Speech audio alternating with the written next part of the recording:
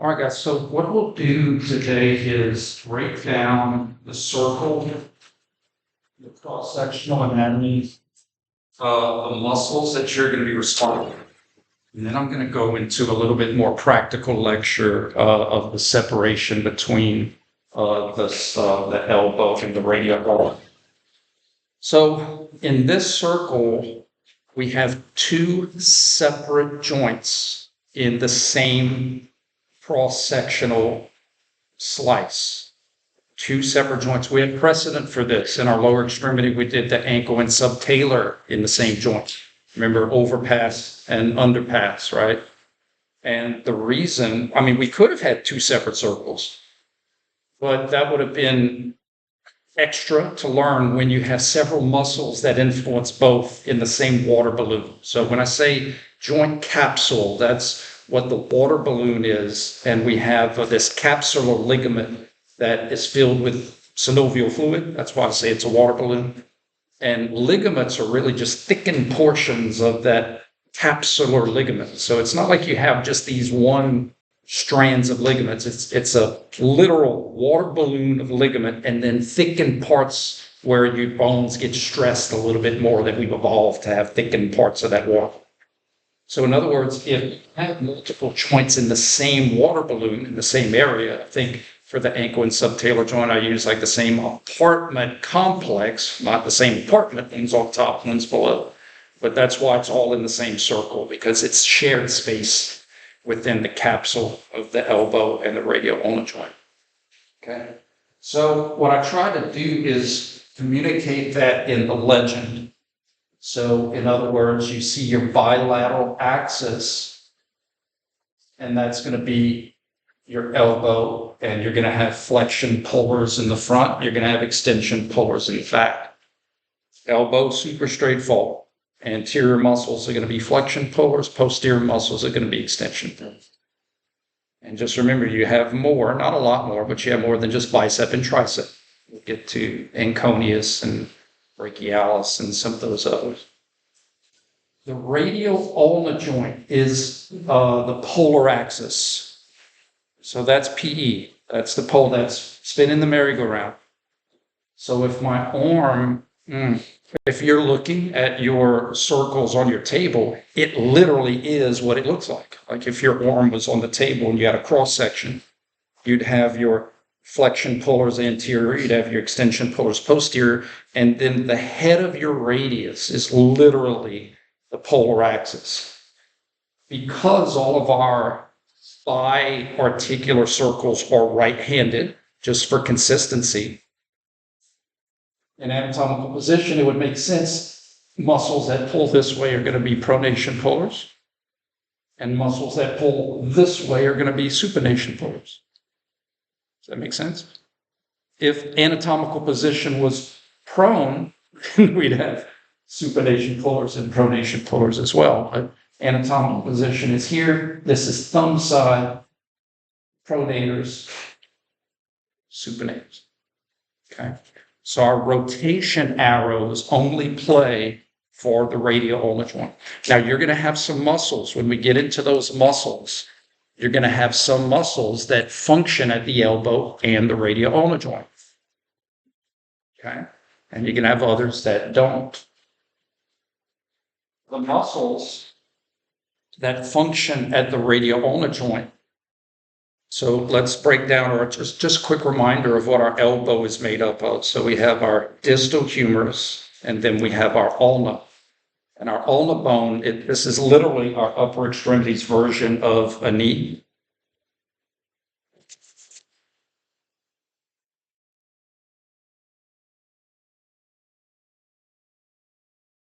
So the olecranon, that big part of the ulna, is like our elbow's kneecap, really. It's just an unevolved kneecap that's still part of the ulna. That's really what it is. There's my floating patella. There's my attached olecranon. It's the same concept. The ulna, as you remember in 310, doesn't move about the humerus, or we would have a bad day. Right? We don't want the ulna to move any way other than sagittally. We don't want the ulna to twist. That would be a bad day. We don't want the ulna to go frontal plane. That would be a bad day. The radius, on the other hand, rotates about the ulna. The radius wraps around the ulna. And in 310, I use the thumb rule, if anybody remembers or applies the thumb rule. In anatomical position, your distal is lateral and your proximal is lateral, meaning the head of the radius is lateral and the styloid of the radius is lateral. But when you pronate, you bring the distal part that's lateral into the medial part of your arm. And that's the great way to check to see if you're prone or supine.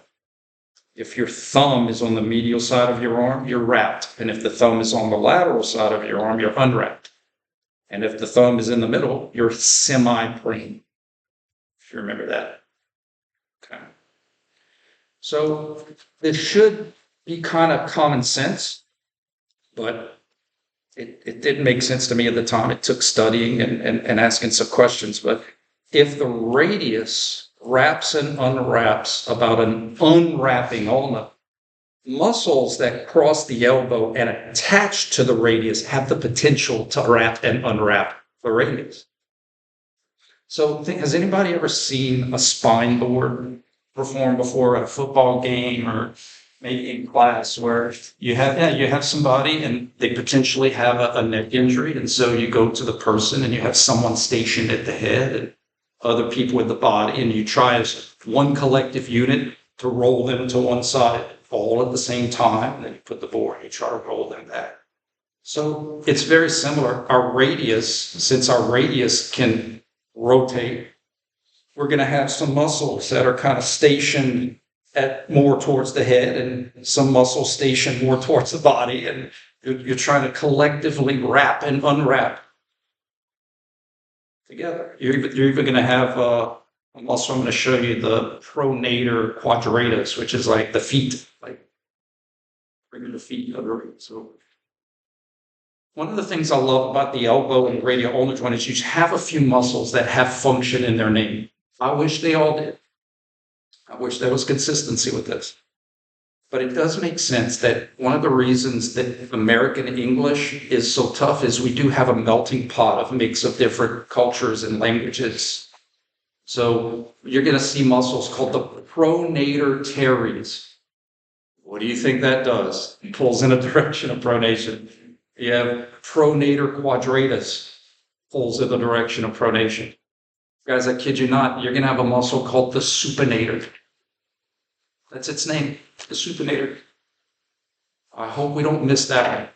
I wish they all had function in their name, right? But what does the supinator do? It pulls in a direction of supination. I'm going to teach you how it works. It's a supination puller. Okay. One of the harder muscles, just giving you a heads up, is the biceps brachii. Because although we all know what it does at the elbow, it has a radial ulnar joint function because it attaches to the radius. So this little biceps, little tuberosity right here, this little groove. And I'm going to teach you how it works, where because the bicep inserts on the inside, when it pulls, it's trying to unwrap. I'm going to teach you that and show you things on how the biceps. In fact, do this little experiment for me. Hand out to your side. Okay. Flex your wrist and then pronate. So your fingers are pointing out. Now take your other hand and put it on the meaty part of your bicep. And I want you to pronate and supinate and see if you feel your bicep shorten and lengthen. Can you feel the bicep shorten and lengthen? So in other words, we're not moving our elbow, but yet when we do radial ulnar joint motion, we feel our bicep shorten and lengthen. That shows you that it has function at the radial ulnar joint. Because if it didn't, it wouldn't shorten or lengthen if we moved our radial ulnar joint. So I'm going to teach you how that works. So this joint, maybe not as simple as the wrist, but it's probably our second simplest of our unit 3. And then there's one muscle that I'm going to give you a heads up about called the brachioradialis that can be a pronator and it can be a supinator, just not at the same time. It depends on what position you're in of your radiology. Okay. All right.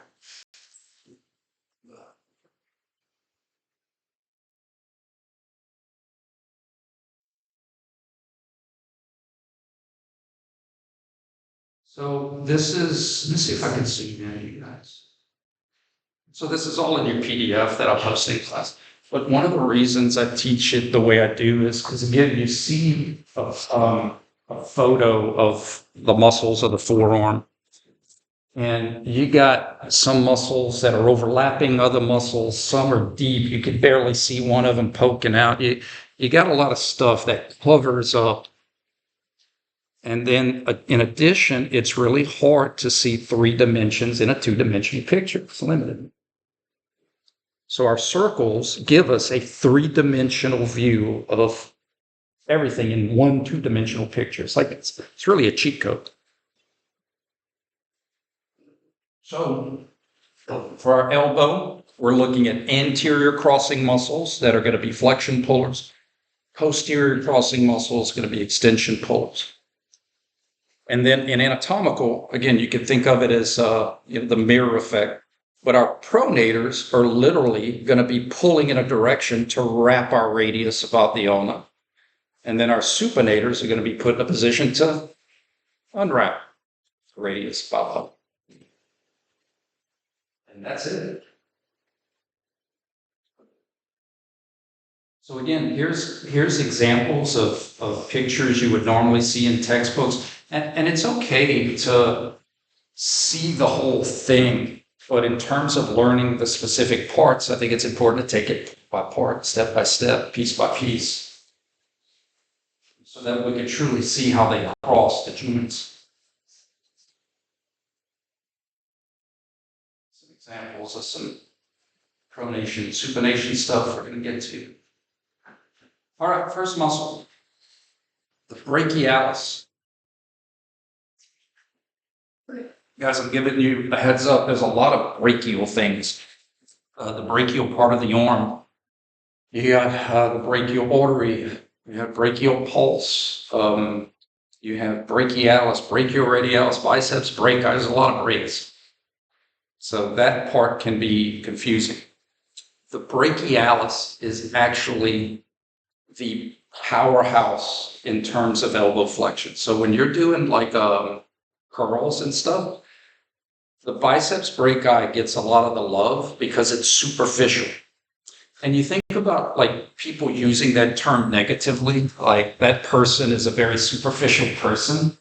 But when we're talking about muscles, we literally mean superficial. Like remember the gastroc and the soleus, where the soleus was deep and the gastroc was superficial, like piggybacking on top.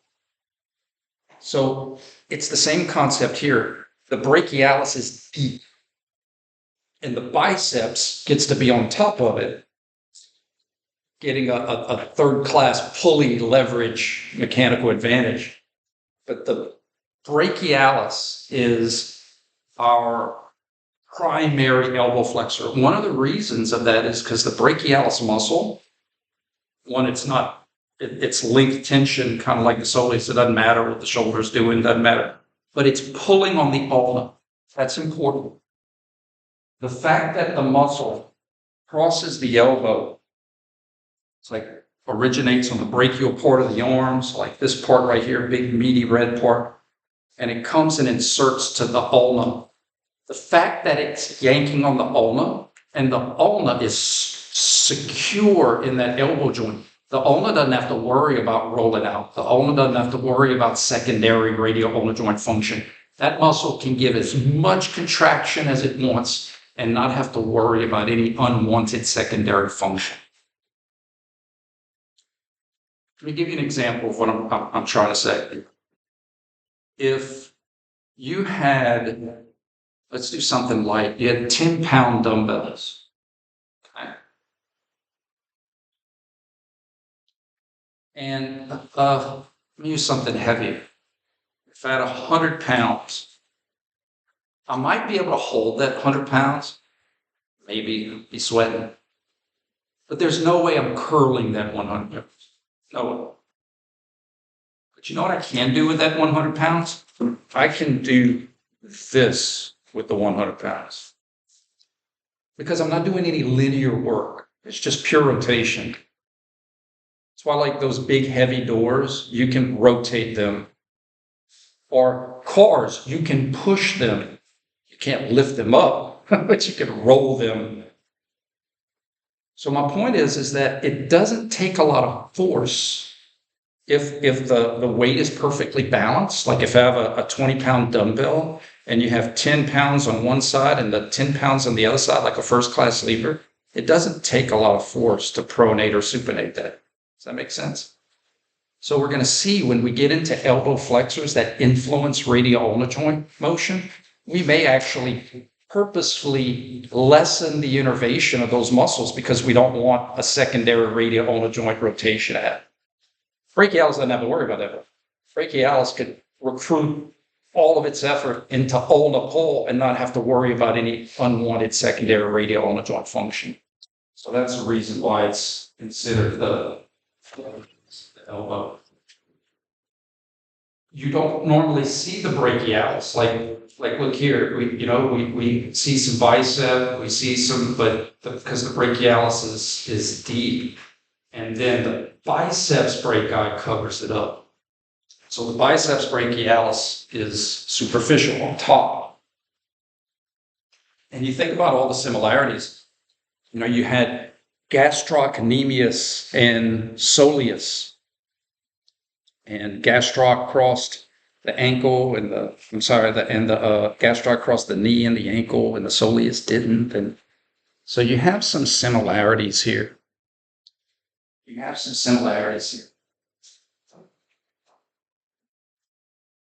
Biceps brachii has two heads. At the top, you have a long head and a short head. Let me give you some visuals here.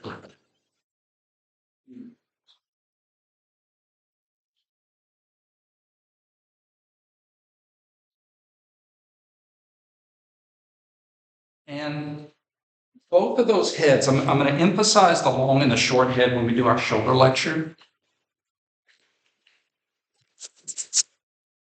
So in other words, that's not very important now. Just know that both of the heads of the biceps brachii, their origin cross the shoulder. One of them is right here under this little knob we call the coracoid process. And the long and the short head starts here. And the long head passes through this groove, this bicipital groove. You ever heard of someone having biceps tendonitis, or that's what this is?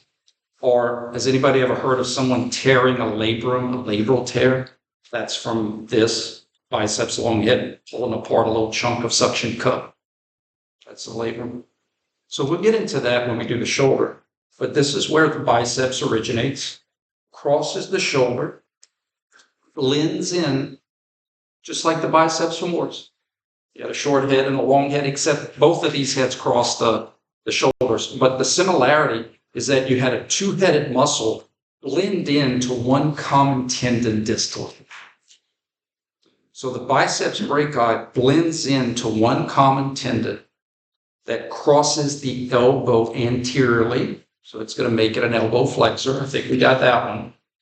The harder part is that unlike the brachialis that's pulling on the ulna, the biceps brachii is pulling on radius.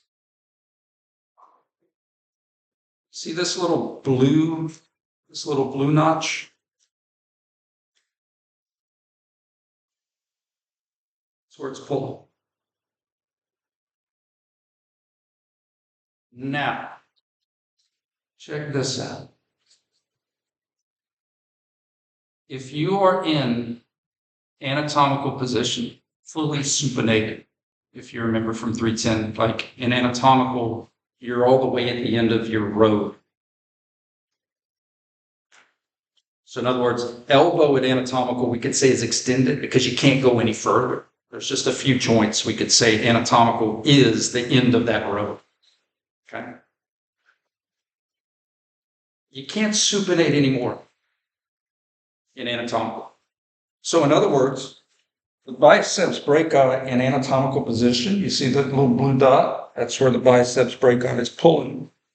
So in anatomical position, it's just pulling straight up.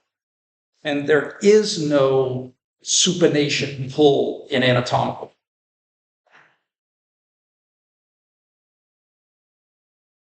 So in a supinated position, the biceps brachii can bring the juice because it doesn't have to worry about a secondary function. I'm planting some seeds to eventually explain why doing different radial ulnar joint positions emphasize different muscles when you're doing curls. Working towards it. Now here's what I want you to see. So look, there's the little blue dot where the biceps brachii is pulling. I think it's best with a visual. If I had a string attached to the blue dot right here, and I pronated, I want you to see how it's wrapping the biceps brachii. Like, in other words, now my biceps brachii, when it contracts, it's literally trying to unwrap the radius. It's like when you pronate, the biceps brachii tendon, it's like wrapping a top. You know what a top is? And you have the string, and you got to wrap the string around it, so that way when you pull it, it spins the top. So that's what's happening here. When you pronate, you're literally wrapping the biceps brachii tendon, and so when that pulls, you unwrap the radial ulnar joint. That's how the biceps brachii is a supinator. Because when you pronate, you literally wrap biceps brachii on the inside of the radius. So when it pulls, you're unwrapping the radius about the ulna. I have some different pictures to show that. Okay, so look, here's an example.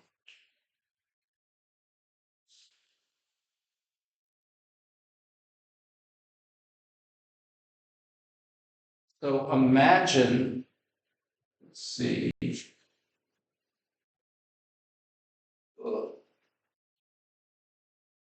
So we're prone, right? Now, this little styloid, this little piece of bone, that's where the biceps inserts to. So you're in a supinated position.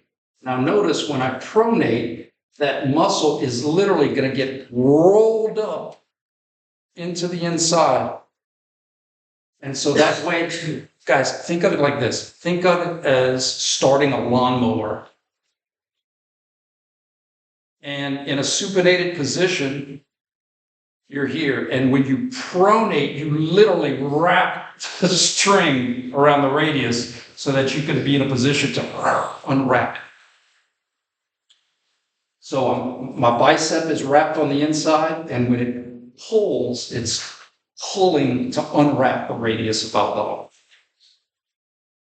And then I have some examples here that I try to show that concept as well. So here we'd be unwrapped. There we would be wrapped. That's why you feel it shorten when you do this. Remember, this is supine. This is unwrapped. The bicep wraps and unwraps.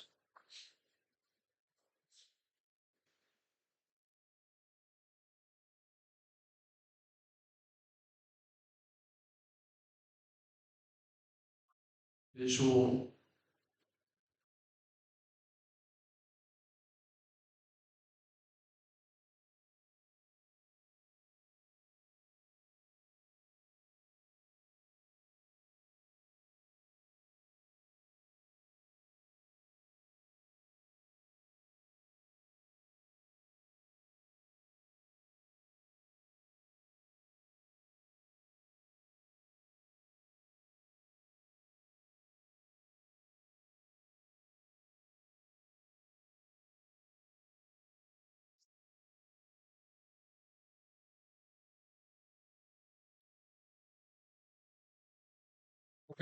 This might be a better cartoonish visual, but I think it might work for us. So in this position, The thumb is lateral. So if we go with the thumb rule, he's supinated, right? So we haven't wrapped the bicep. But I just want you to imagine if the radius wrapped itself around the ulna, that tendon would get longer on the inside. So therefore, when it contracts, it would want to unwrap it to go back to that supinated position. Does that make sense? So when you pronate, you literally bring that tendon towards the inside of that radius. And now it's supination forward.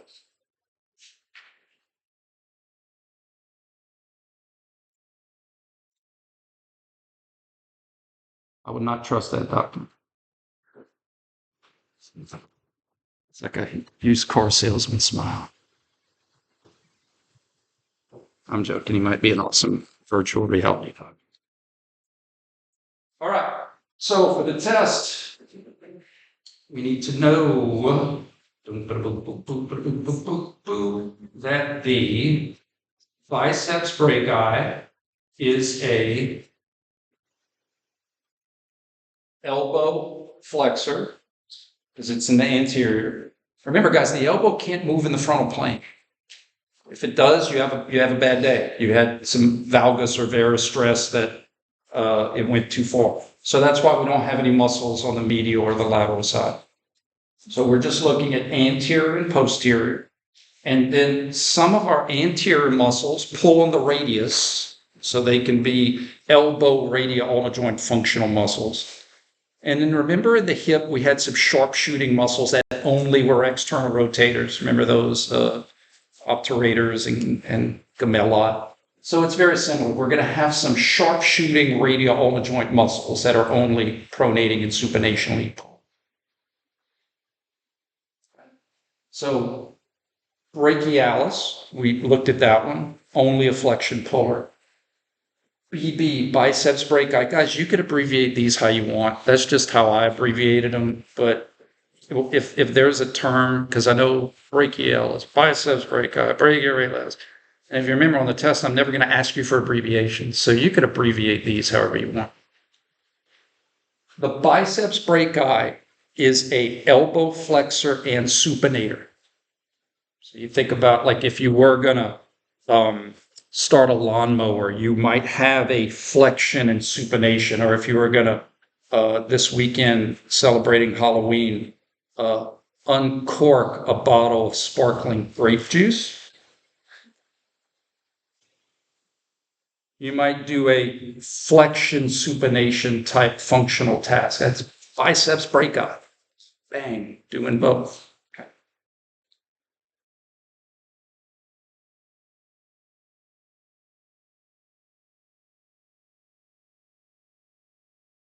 Our last muscle of our flexor group is our brachioradialis, the BRAD.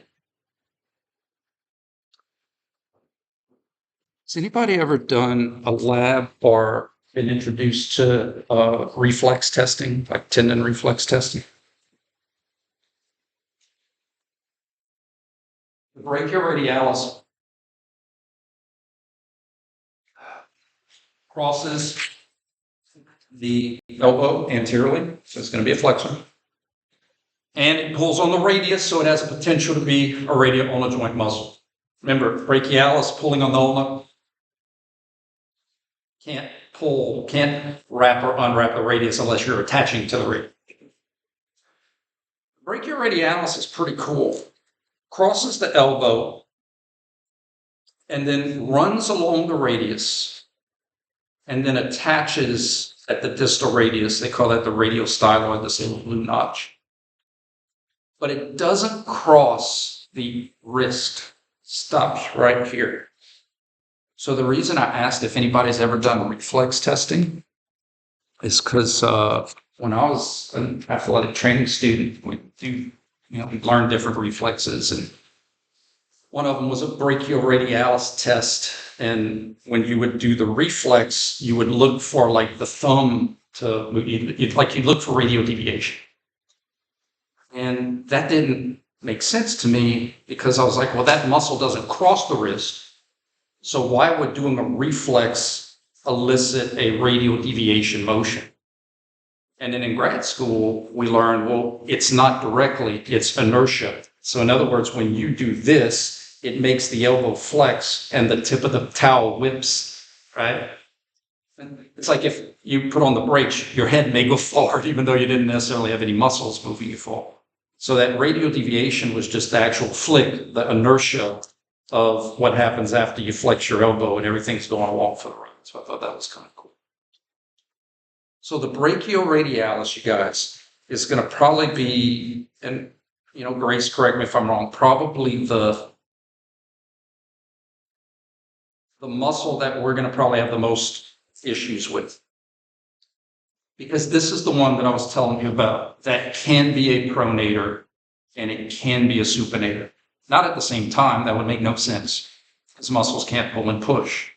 It depends on your position. So I think the flexion part we got, crossing anterior flexion puller, done. But check out this concept, guys. If I had a hole or a PVC pipe that was here, this is going to be representative of my thumb.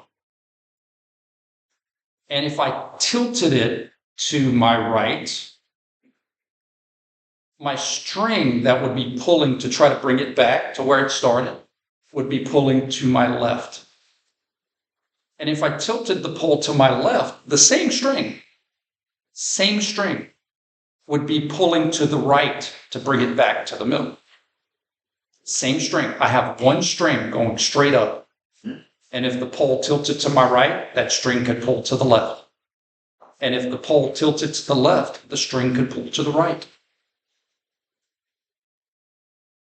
Does that example make sense? One string pulling straight.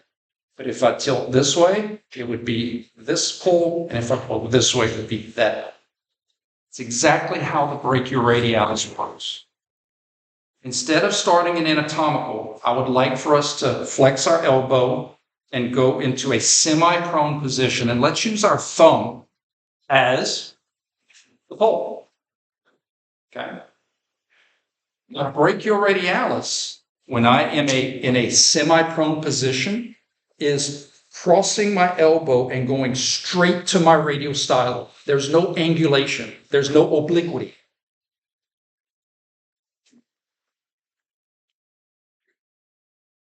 Straight there. But if I tilt, this is a left, so I got to use a left.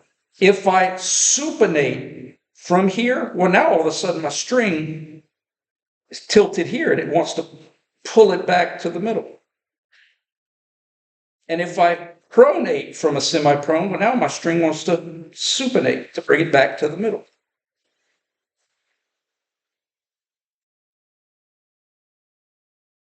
In other words, here it's straight with no obliquity. Here I give it pronation pull, and here I give it supination pull. And I lose any rotational pull at midway, at halfway. Now it's just straight.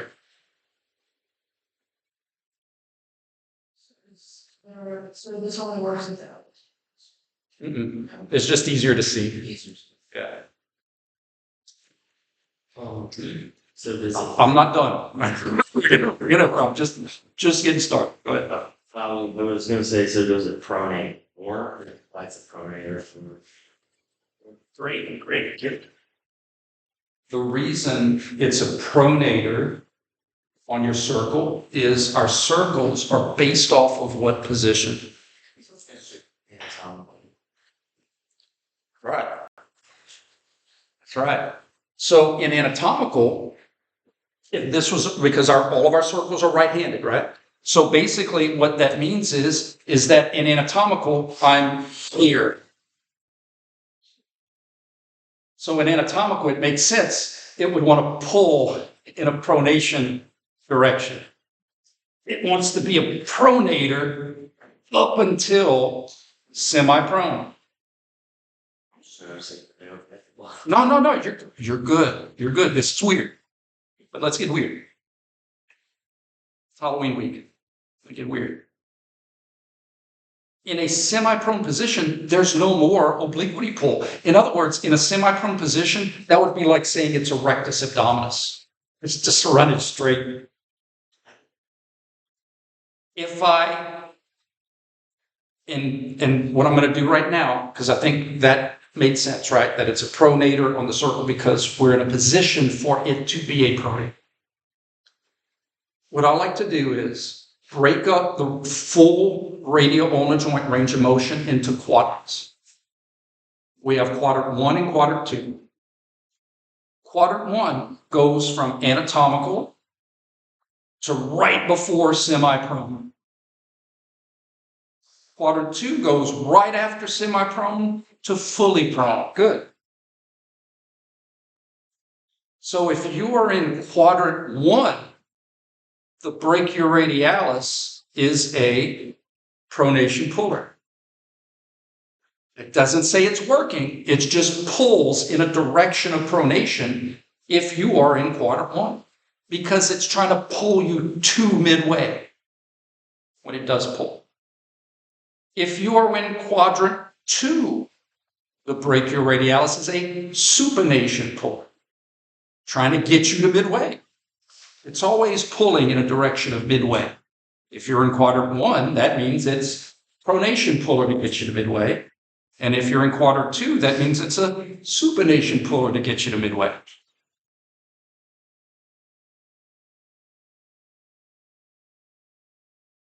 The reason some of you may have this question, and if you do, you don't, it's still good.